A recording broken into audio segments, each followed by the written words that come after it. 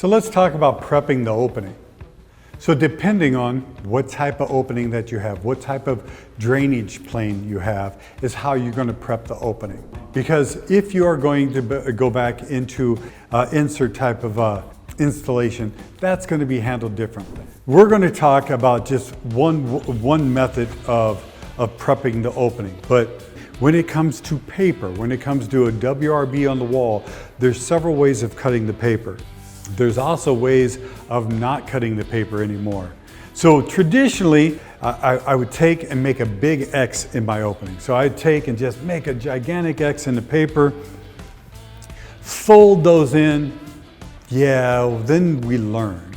Here's the deal, is drainage planes, water's gotta go somewhere. Because I was told a long time ago, think like a raindrop. And that kind of sunk in. That WRB is on the exterior. You got your OSB inside. So your moisture is supposed to be predominantly out here. That's what this is for. But can you guarantee water doesn't get behind it? No, you can't guarantee that. Because you don't know, and here's the thing, you can't control everything. So if you have me and I'm working on the second floor and it's lunchtime, boom, I'm out. I'm down the ladder, gone. Lunchtime, gonna gobble up my chili dogs and get back up here and, oh, that's right, I moved to the next window. Oh, but I forgot to tape a couple cuts that I made over there. And too late, I'm already on to the next window, and the next window, and the next window. I never go back and cut those tapes. Really doesn't matter to that second window because the moisture is going to get in, get behind that WRB, follow down to your first floor window. So if you manage the water correctly, that water is going to get down and get out. If you managed it incorrectly, it's going to get down, get trapped, and go inside. And that's on you. Because if you take and just cut that X, fold that top up, fold those lips all the way around, you just created a plane for the water to get all the way to the interior of your house. Because there's nothing stopping it. Because you're going to install the window to the exterior of that drainage, right? So you're going to flash to the exterior.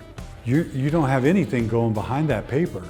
So what you want to do is that you want to cut those off short of. So we're not going to wrap those. We're not cutting a big X anymore. Method A1, what we're going to do is cut at the top. We're going to go across the head. We're going to go 6 inches at the corner. At the corners, each corner, you're going to go 6 inches at a 45-degree angle. You're going to raise that flap up. Then what you're going to do is cut down the middle of that window opening.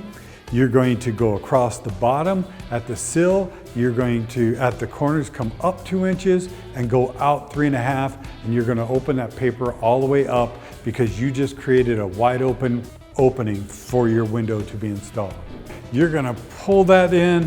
You're going to pull your paper in, you're going to cut it off mid-jam within the first 2 inches of the jam, and then you're going to put some seam seal tape on that, and that right there will give you a forced path for your water. So any water that comes in stops at that piece of tape and goes straight down to the pan that you put in that has a positive slope to the exterior. You just managed water. Another bonus to that seam seal tape, when you go and put your shims in, it gives you a flat surface.